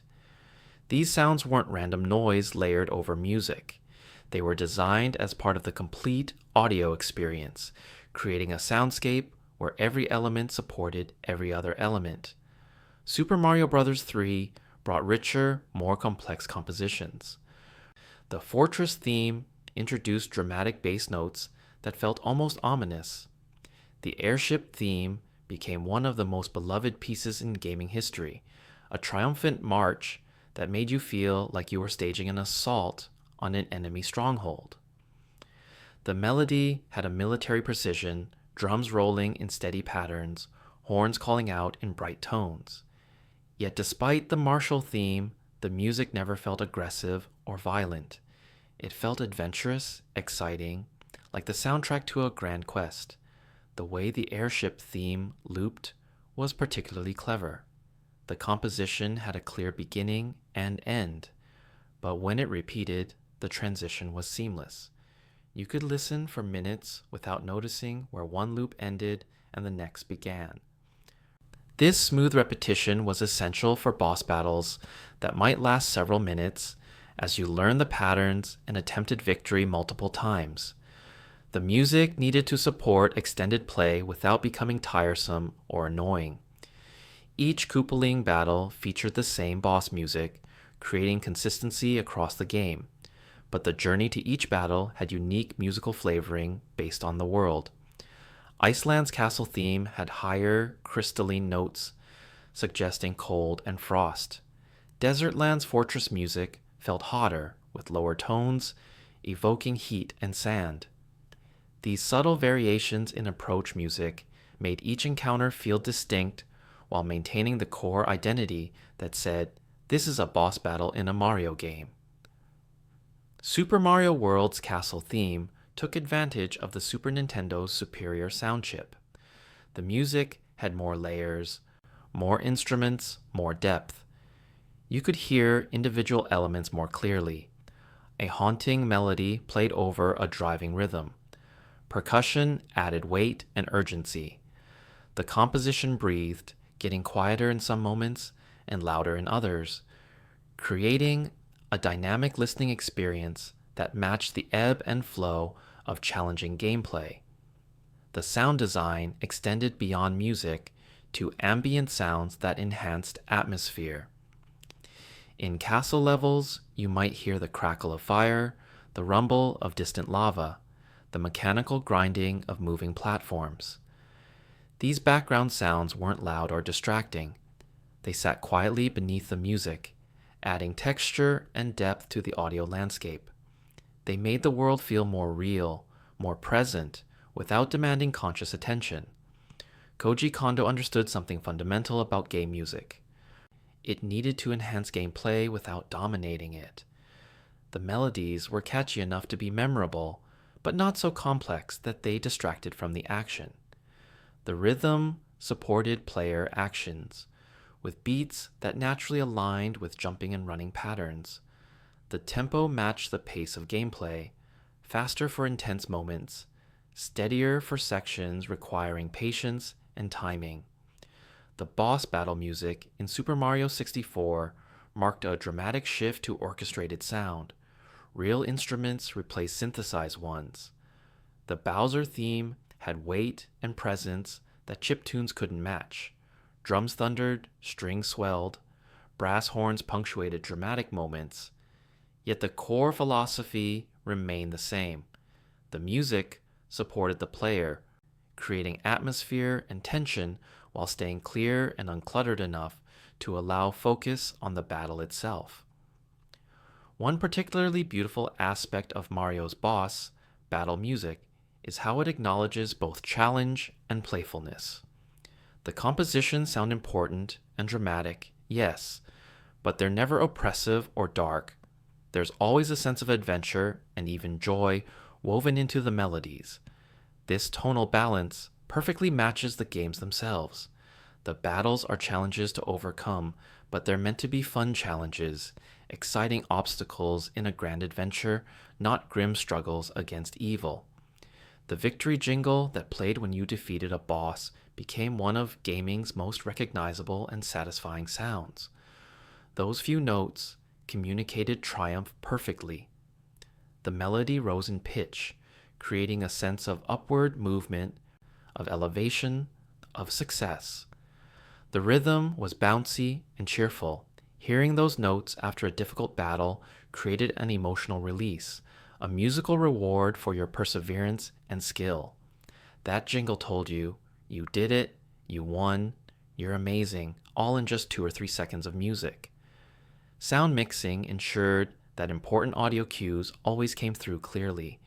If a boss was about to attack, the sound of them preparing would be audible over the music. If you landed a hit, the impact sound would ring out distinctly.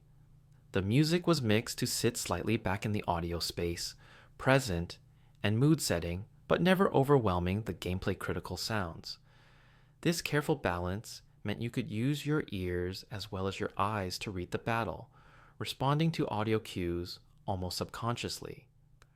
Later games added voice acting to boss encounters, but always sparingly. Bowser might roar or laugh. Bowser Jr. might taunt you with a few words.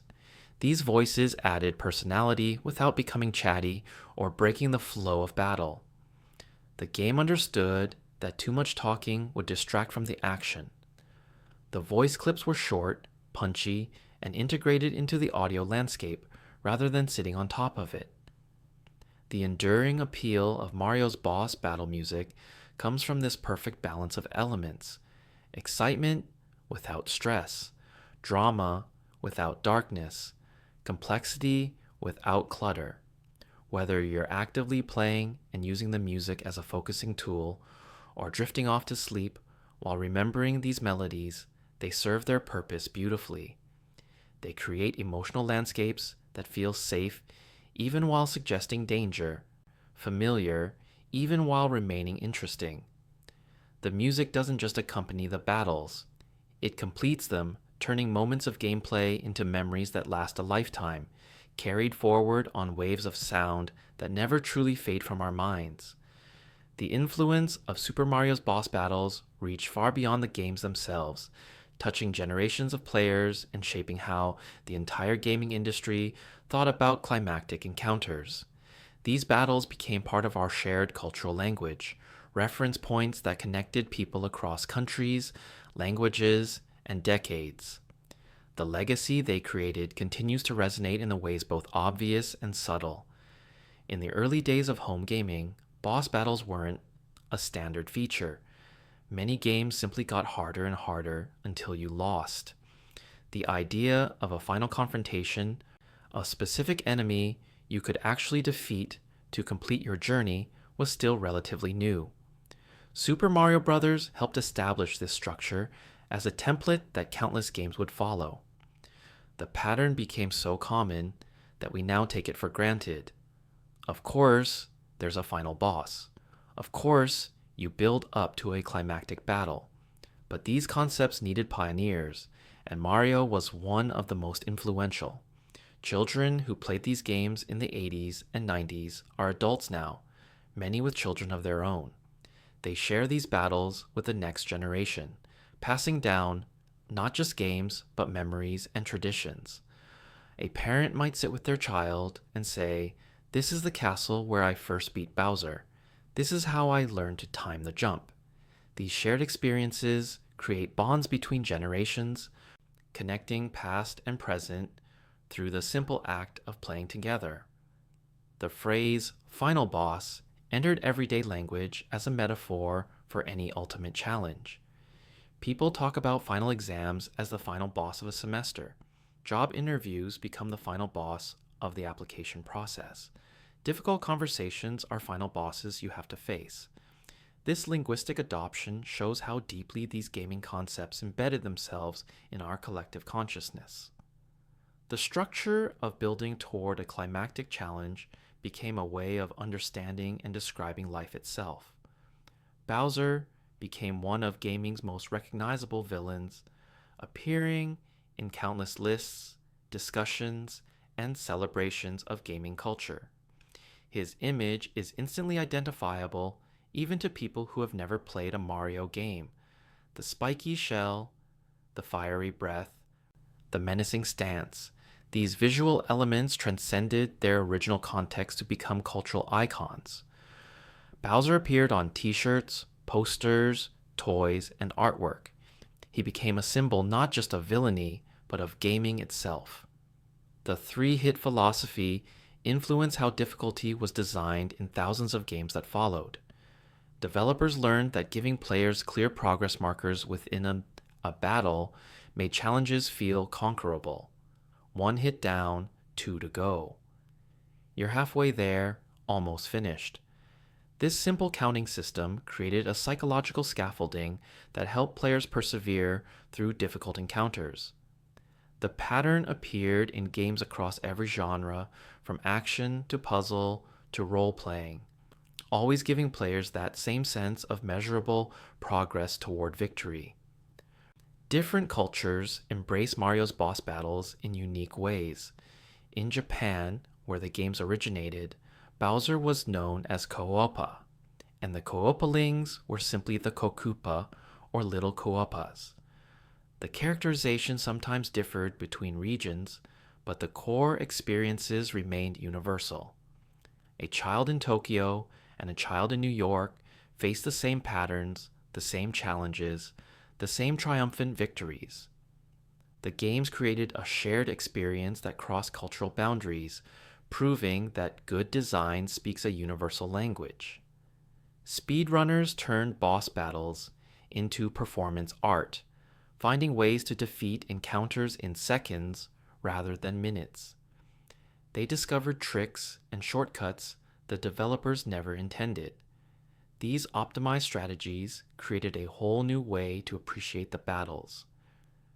Watching a speedrunner manipulate game mechanics to skip entire phases or defeat bosses instantly revealed the deep systems underlying these encounters.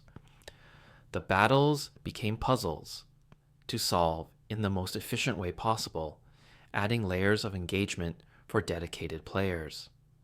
Artists and musicians found endless inspiration in these battles. Fan art depicting epic confrontations between Mario and Bowser filled the internet. Musicians created remixes and arrangements of the boss battle themes, from heavy metal versions to orchestral suites to gentle lullabies. These creative reinterpretations showed how the basic elements of these encounters, the music, the visuals, the drama, resonated with people on an emotional level deep enough to inspire their own creativity. The cartoon series and movies based on Mario games always featured Bowser prominently, though they took creative liberties with his character and motivations. Some versions made him more comedic. Others emphasized his threatening nature. But all of them recognized that the relationship between Mario and Bowser, that hero versus villain dynamic, was central to what made the games compelling. The battles translated to other media because they were built on fundamental storytelling principles that worked across formats. Educational contexts found value in these boss battles as teaching tools. Teachers used them to discuss pattern recognition, problem solving, and perseverance. The battles demonstrated how breaking complex problems into smaller, manageable pieces made them solvable. They showed that failure could be a learning tool rather than an endpoint. These lessons applied far beyond gaming, making the battles relevant in classrooms and educational discussions about how people learn and overcome challenges. Nostalgia for these battles runs deep in gaming culture. Mentions of fighting Bowser for the first time or finally beating a particular Koopaling trigger floods of memories and emotions. Online communities share strategies, stories, and screenshots. People remember not just the battles themselves, but where they were when they first faced them, who they were with, how they felt. The battles became markers of personal history, milestones in the journey of growing up. The accessibility of Mario's boss battles helped gaming reach broader audiences. These weren't challenges only hardcore players could overcome. With patience and practice, almost anyone could learn the patterns and achieve victory. This inclusive design philosophy influenced how the industry thought about difficulty and accessibility. Games didn't have to be punishingly hard to be satisfying. They could welcome players of different skill levels while still providing meaningful challenges. Merchandise featuring boss battle imagery became collectible. Figures of Bowser in various battle poses lined store shelves. Plush toys turned the menacing villain into something huggable. Puzzle sets recreated iconic battle scenes. This commercialization showed the cultural reach of these encounters. They weren't just moments in games, they were images and ideas valuable enough to reproduce and sell, symbols people wanted to own and display. The social aspect of these battles created lasting memories. Friends would gather to watch someone attempt a difficult boss fight. Siblings would take turns trying to get past Bowser. Playground conversations would focus on strategies and tips. These shared experiences built communities around the games. The battles became social events, bringing people together through common challenges and mutual support. As gaming grew into a mainstream entertainment medium, Mario's boss battles stood as examples of design excellence that helped legitimize the entire industry. They showed that games could have structure and pacing comparable to other narrative forms. They demonstrated that interactive challenges could create emotional experiences as powerful as passive entertainment. They proved that gameplay mechanics could be both simple enough for children and deep enough for adults. The legacy continues in modern games that still reference, honor, and build upon the foundations these early battles established. When a contemporary game features a multi-phase boss battle with clear telegraphed attacks and pattern-based gameplay, it's standing on shoulders built by Bowser and the Koopalings. When a game gives players multiple approaches to overcome a challenge, it's following paths first cleared by Fire Flowers and Star Power. The influence is so pervasive it's almost invisible, woven into the basic assumptions of how games work. These battles touch lives in ways both grand and intimate. They taught patience and persistence. They created joy and frustration and ultimately triumph. They gave us stories to tell and memories to cherish. They connected us to others through shared experiences and challenged us to grow our skills. They were, in the end, perfect little packages of interactive entertainment that happened to shape how millions of people understood challenge, victory, and the simple pleasure of playing a game well. Boss battles from the main Mario platforming games inspired countless spin-offs and adaptations that took those familiar confrontations and reimagined them through completely different lenses. These variations show just how flexible and durable the core concepts were, how the simple idea of Mario versus Bowser could transform to fit any genre or style while remaining recognizable and engaging. Super Mario RPG brought turn-based combat to the Mushroom Kingdom in 1996, completely changing how boss battles felt and played. Instead of jumping on Bowser in real time, you selected attacks from a menu. But the developers at Square added a brilliant twist called timed hits. When you selected jump, you could press the button again at the exact moment Mario landed on the enemy to deal extra damage. When an enemy attacked you, pressing the button at the right time reduced the damage taken. This system brought the timing and reflexes of platformer battles into the turn-based RPG format, creating something that felt uniquely like Mario, even in a completely different genre. The bosses in Super Mario RPG had health bars you could see, sometimes with hundreds or even thousands of hit points. Battles became longer, more strategic affairs. You had to manage your resources, deciding when to use powerful attacks and when to heal. Bowser himself became a party member partway through the game, joining Mario's team against a greater threat. Fighting alongside Bowser rather than against him created a strange but wonderful feeling, transforming the eternal rivalry into a temporary alliance born of necessity. Paper Mario took the RPG concept and added its own charming paper aesthetic and badge system. Boss battles happened on theatrical stages with audiences watching from the sides. The audience would cheer when you performed well and throw helpful items onto the stage. Some bosses would attack the audience members, creating moments of unexpected humor, even in serious battles. The turn-based combat incorporated action commands similar to Super Mario RPG, requiring well-timed button presses to maximize damage or minimize harm. Each boss had unique mechanics that required different strategies, from reflecting attacks back at them to destroying weapons they relied on. The Mario and Luigi series on handheld systems created some of the most intricate and engaging boss battles in any Mario game. These battles required controlling both brothers simultaneously, often using different buttons for each. You might need to hammer with Luigi while jumping with Mario, coordinating their actions to counter complex attack patterns. The timing windows were tight, demanding focus and practice. Boss attacks became elaborate shows, with enemies performing lengthy animations before striking. Learning to read these animations and respond appropriately created a deep sense of mastery. Bowser's inside story let players control Bowser directly for large portions of the game, including some boss battles where Bowser was the protagonist fighting other threats. These battles emphasized Bowser's strength and power, letting you punch and breathe fire in ways that felt appropriately destructive. Some battles alternated between controlling Mario and Luigi inside Bowser's body and controlling Bowser himself outside, creating unique scenarios where both perspectives worked together to overcome obstacles and enemies.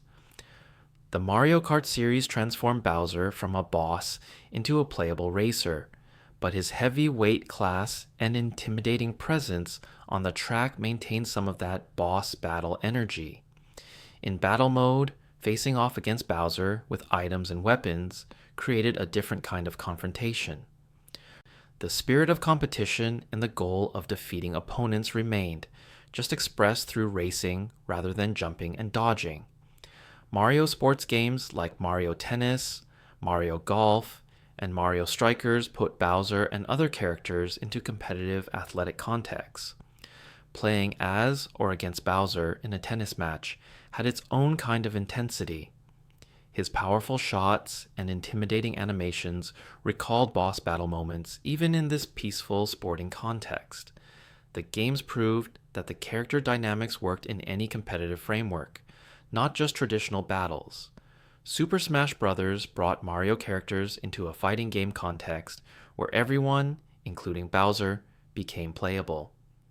This series completely inverted the usual dynamic. Now you could be Bowser fighting against Mario. You could experience his weight, his power, his slower but devastating attacks from his perspective. The game balanced his strengths and weaknesses, making him viable but not overpowered. Playing as Bowser against other players created new appreciation for his design, showing how his characteristics translated to a completely different type of game.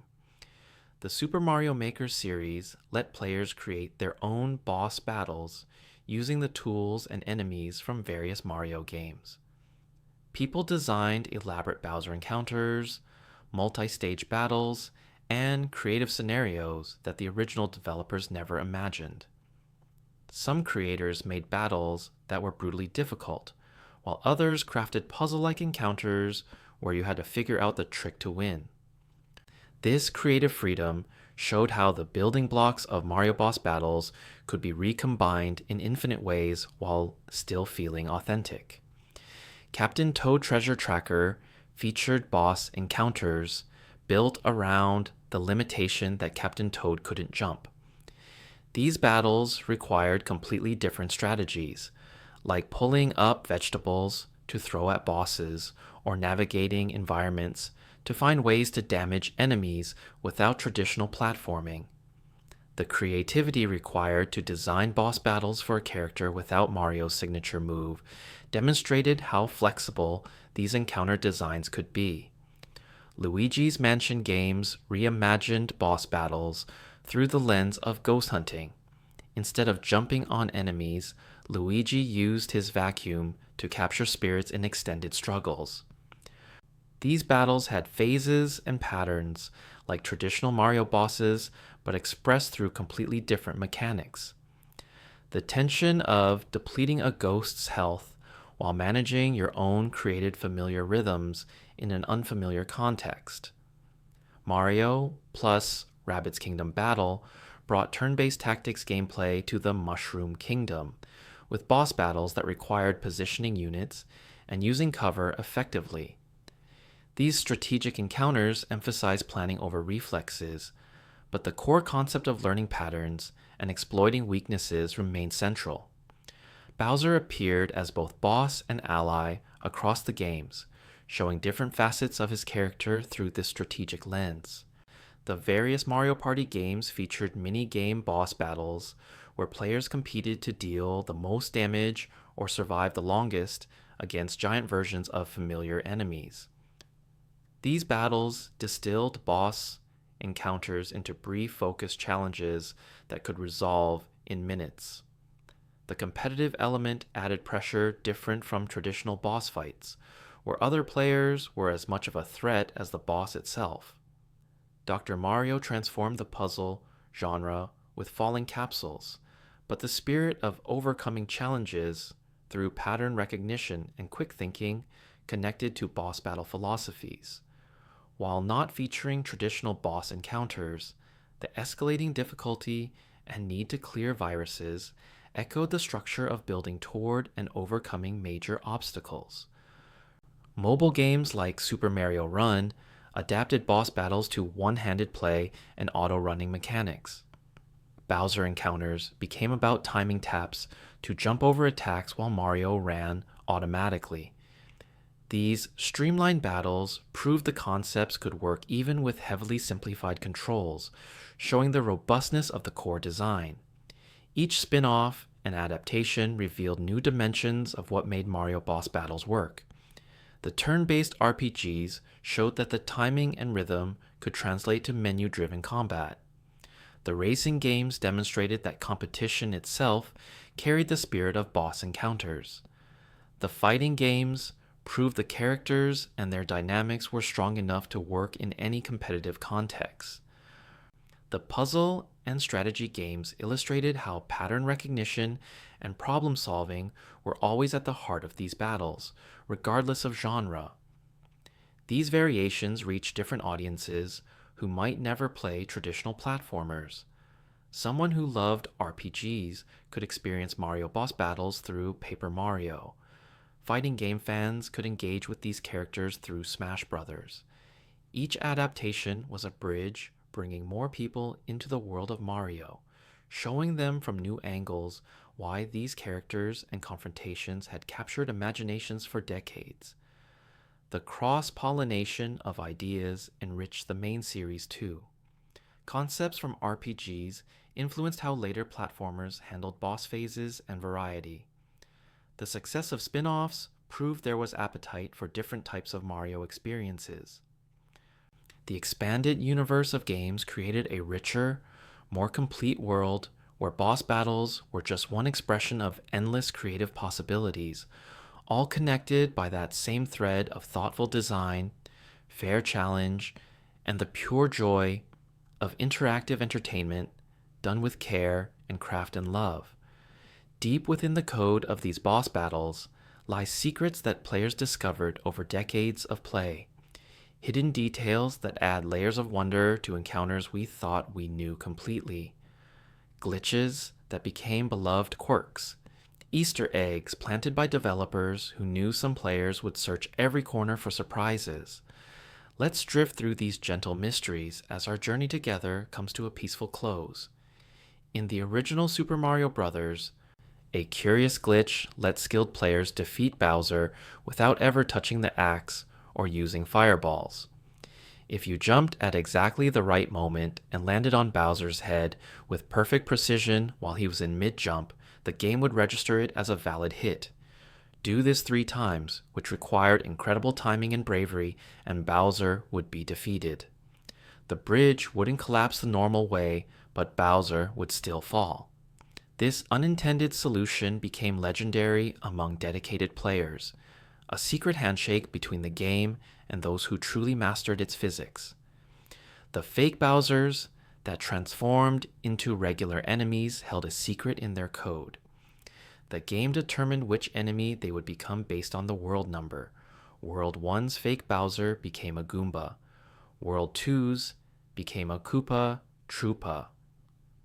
This pattern continued through the worlds, creating a hidden logic that most players never consciously noticed, but that added subtle variety to repeat playthroughs.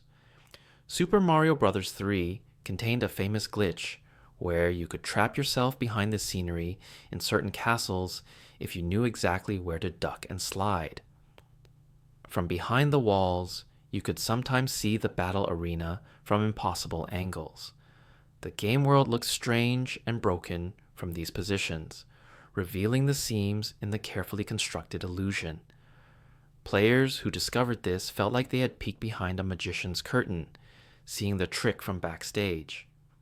The Koopalings had a hidden detail in their AI that few players ever noticed consciously, but that made battles feel more fair. After each attack pattern, there was a brief mandatory pause, a moment where the Koopaling would always be vulnerable. This wasn't randomness, it was intentional design, ensuring that every attack created an opening. The game was quietly giving you opportunities, trusting you to notice and capitalize on them without ever explicitly pointing them out. In Super Mario World, if you brought a Yoshi into certain boss battles, the encounters would change subtly. Some attacks that would normally damage you could be eaten by Yoshi instead, giving you an extra layer of protection. This rewarded exploration and experimentation, encouraging players to try different approaches and see what worked. Speedrunners discovered that in Super Mario 64, you could throw Bowser into the mines around the arena's edge from specific angles that made him fly higher and farther than normal. These optimized throws saved precious seconds. The physics system had depth that even the developers might not have fully anticipated, allowing skilled players to manipulate the battle in ways that looked almost magical. Some boss battles contained hidden objects that only appeared under specific conditions. In certain Koopaling fights, if you entered with a specific power-up or hit a hidden block in just the right way, a helpful item might appear. These secrets rewarded careful observation and encouraged players to experiment rather than always taking the same approach. The code for Bowser's fire breath contained interesting details. The flames weren't purely random, but they also weren't completely predictable. The pattern had randomness within boundaries, creating variety while ensuring the flames were never impossible to dodge. This subtle balance between order and chaos made each encounter feel slightly different while remaining fair and learnable. Musical secrets hid in the boss themes too. The compositions contain motifs and melodies that reference other songs from the games. A few notes from the overworld theme might appear briefly in a boss track, creating subconscious connections between different parts of the game. These musical Easter eggs added cohesion to the soundtrack, linking all the pieces into a unified whole. Some players discovered that pausing at exact moments during boss battles would reveal details not visible during normal play. Animation frames that flash by too quickly to see could be examined at leisure when frozen. These hidden frames sometimes showed extra detail or unexpected expressions on character faces. Tiny touches added by animators knowing most players would never consciously notice them. The timeless appeal of these boss battles comes from layers we can see and layers we can only feel.